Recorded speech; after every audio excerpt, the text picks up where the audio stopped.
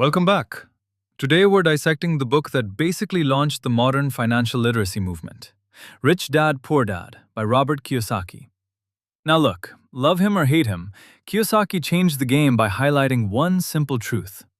Most of us go to school to learn how to work for money, but nobody teaches us how to make money work for us. The book is built on a parable of two fathers. Poor Dad was Kiyosaki's biological father. Highly educated, PhD, stable government job, but always struggling with bills.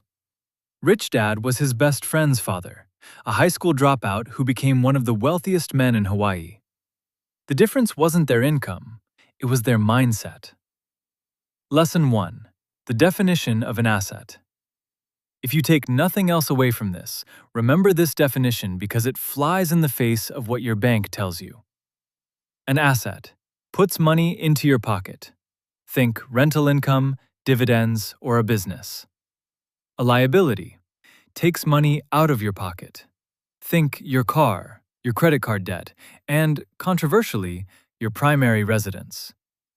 Kiyosaki argues that the middle class stays stuck because they buy liabilities they think are assets. You get a raise, so you buy a bigger house. Now you have a bigger mortgage, higher taxes, and more maintenance. You're not getting richer, you're just building a bigger cage. The rich, however, spend their time and money acquiring income-generating assets first. Lesson 2. The rat race and financial literacy. Why do we do this? Fear and greed. We're afraid of not having money, so we work harder. Then, when we get a paycheck, greed kicks in and we buy things to satisfy our immediate desires. This is the rat race. To get out, you need financial literacy. Kiyosaki breaks this down into 4 pillars. 1. Accounting. Understanding the story the numbers tell. 2. Investing. The science of money making money. 3. Understanding markets, knowing supply and demand. 4. The law, using corporations and tax codes to protect your wealth.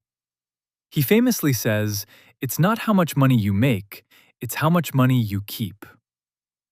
Lesson 3. Work to learn, not to earn. One of the most radical ideas in the book is the shift in how you view your job.